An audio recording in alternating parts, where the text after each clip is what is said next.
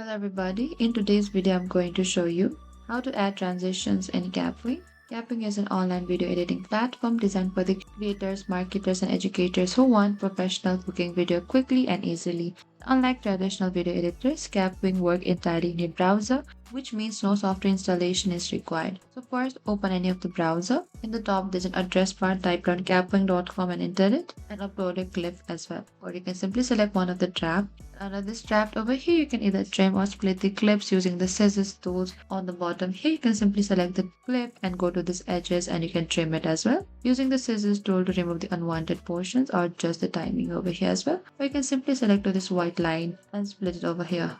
On the left hand side, we can find this transition. Click onto this transitions here. And over here, you can select one of the transition that you prefer. Fade, slide, wipe. And the subtle transition like fade or zoom look more professional, while flashy transition are better for the dynamic. Simply click on one of the transition and that is it. After you're done, you can export your project in the top right corner as well. And this is how you can add a transition in your Kapwing account. Thank you for watching this video. I hope I could help you. If you have any queries or confusion, please comment down and we will reach out to you very soon.